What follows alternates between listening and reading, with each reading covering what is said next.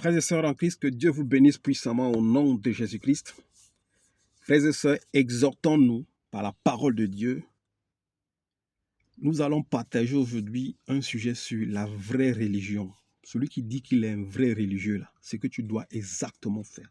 Seigneur Jésus-Christ vient nous enseigner que moi je me taise et que ton esprit parle puissamment pour nous édifier au nom puissant de Jésus-Christ. Amen. La Bible nous déclare dans le livre de 1 Jacques, chapitre 27, la Bible déclare ici, je lis au nom de Jésus-Christ, la religion pure et sans tache devant Dieu notre Père consiste à s'occuper des orphelins et des veuves dans leur détresse et à ne pas se laisser souiller par le monde. Frères et sœurs, ça c'est la religion pure. La religion pure, frères et sœurs, et sans tache devant Dieu notre Père consiste à s'occuper des orphelins et des veuves dans leur détresse et à ne pas laisser se souiller par le monde. Quand nous disons ou nous encourageons aux frères et sœurs de donner aux orphelins et aux veuves, certains pasteurs se fâchent en disant: est-ce que l'orphelin prie pour toi? Est-ce que l'orphelin jeûne pour toi? Est-ce que l'orphelin a une grâce? Est-ce que l'orphelin a l'onction? Est-ce que l'orphelin? Voilà ce que nous dit ici. La religion pure et sans tache devant Dieu consiste, devant Dieu notre Père, consiste à s'occuper des orphelins et des veuves dans la détresse. Et quand on parle des veuves ici, c'est des veuves qui ne sont pas jeunes, qui sont dans la soixantaine et plus, qui n'ont pas d'enfants, qui n'ont pas de famille qui s'occupe d'eux. C'est de ces veuves qu'on parle. Pourquoi ce commandement? Dans ce commandement de s'occuper des orphelins, il y a l'amour du prochain qui se manifeste. Le deuxième commandement, après tu aimeras Dieu plus que toute chose, il y a l'amour du prochain qui se manifeste en aidant l'orphelin et la veuve qui n'a pas de famille. Parce que la Bible déclare que la veuve qui a des enfants ou des petits-enfants qui s'occupent de leur veuve. Mais ceux qui n'ont personne, c'est à l'église de Dieu de s'en occuper. Frères et sœurs, quand nous lisons Proverbes, je ne sais pas, 11, si je ne me trompe pas, la Bible déclare: celui qui donne à un orphelin prête à Dieu directement. C'est pour ça qu'on vous encourage à donner aux orphelins et aux veuves. Pour les pasteurs, pour les prophètes, pour les évangélistes, allez lire 1 Pierre 5. Ils recevront leur gain quand le Seigneur Jésus-Christ reviendra. C'est là où ils seront rémunérés. Ce n'est pas maintenant. La rémunération d'un prédicateur, c'est à la fin, quand le Christ reviendra. Tout ce qu'un prédicateur a besoin actuellement, si tu peux lui donner, achète le manioc, va lui donner. Achète du riz, la tchéké, va lui donner. Achète le bobolo, va lui donner. Achète le kwanga, achète le fumba, va lui donner. C'est ça qu'il a besoin. S'il manque une chemise, achète-lui une chemise, tu lui donnes. S'il manque du carburant, tu peux mettre mais.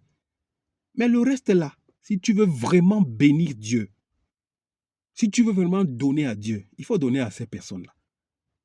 La veuve, l'orphelin. Et pourquoi je le dis? La Bible est une lampe à nos pieds, une lumière dans nos sentiers. Nous ne marchons pas selon la chair, mais selon la foi. Quand nous disons des choses, nous nous appuyons sur le fondement du chrétien, qui est la parole de Dieu. Pourquoi je te le dis de le faire? De donner aux veuves et aux orphelins. Parce que tu donnes directement à Dieu et non à un homme. J'ai dit, Proverbe 11 dit ça. Tu donnes à un pauvre, tu as prêté à Dieu. Allons dans Matthieu 25 pour te confirmer qu'à chaque fois où tu fais du bien à un pauvre, c'est au Christ que tu fais. J'ai dit à un pauvre, c'est au Christ. À chaque fois que tu aides un pauvre, un prisonnier, un malade, celui qui n'a pas de toi, c'est au Christ que tu fais cela et non à ce pauvre que tu penses. Parce que le Christ a la capacité de prendre le corps d'un malheureux pour voir si tu peux le servir. Il a la capacité de prendre le corps de quelqu'un qui est malade pour voir si tu es vraiment libéral. Matthieu chapitre 25, verset 37, pour finir cette petite exhortation, pour t'encourager à être libéral, à la libéralité, à aider les veuves, les orphelins. Laisse les pasteurs, Dieu va s'en occuper. Quand le Seigneur Jésus-Christ reviendra, il va les rémunérer. Toi, tu ne peux pas rémunérer un pasteur. Laisse le pasteur là où il est. En fait, c'est une obligation pour lui de prêcher la parole de Dieu. Il est obligé de prêcher, donc il doit faire son travail. S'il a à manger et boire, ça le suffit. Le reste est là, c'est le Christ qui va le rémunérer, ce n'est pas toi. Arrête, donne plutôt à ceux qui ont besoin. Ceux qui ont besoin là, c'est les Lazars là, que tu vois. Donne-leur. Ces Lazars là vont t'apporter beaucoup de chance, beaucoup de vertu, beaucoup de grâce, beaucoup de bénédictions. Matthieu chapitre 27, verset 30. La Bible déclare, je peux même lire à partir de... Je peux lire à partir du 34. Alors le roi dira à ceux qui seront à sa droite,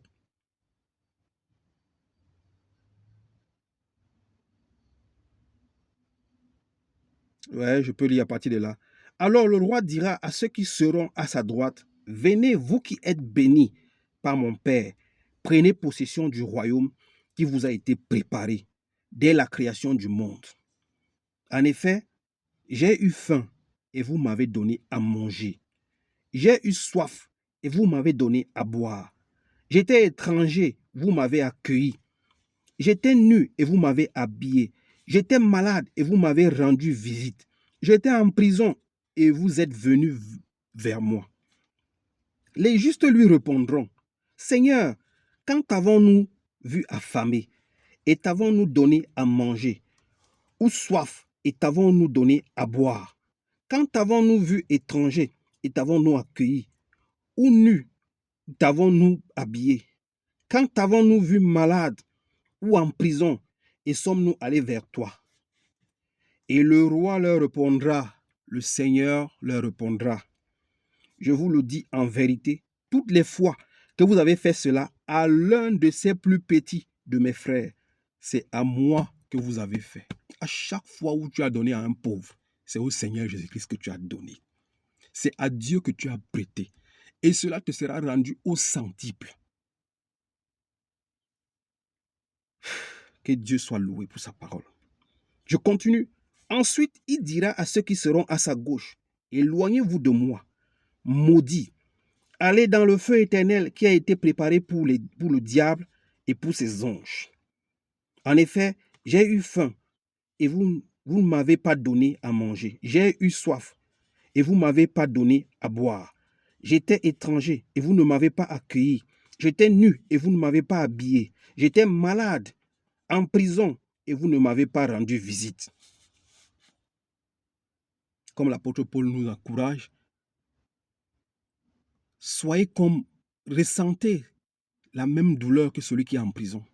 Mettez-vous à la place des autres, ceux qui souffrent dans le monde entier. Mets-toi dans leur place et tu sauras comment les aider.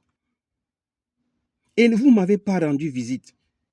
Ils répondront aussi, Seigneur, quand avons-nous vu affamé, ou assoiffé, ou étranger, ou nu, ou malade, ou en prison, et ne t'avons-nous pas servi? Et le Seigneur leur répondra, je vous le dis en vérité, toutes les fois que vous n'avez pas fait cela à l'un de ces plus petits, c'est à moi que vous ne l'avez pas fait. À chaque fois que tu n'as pas aidé un vrai pauvre, quelqu'un qui est affamé, qui n'a pas où dormir, tu n'as pas accueilli l'étranger, tu n'as pas donné à boire à celui qui a soif, tu n'as pas pu soigner celui qui a besoin, tu n'as pas envoyé un enfant à l'école alors que tu peux le faire.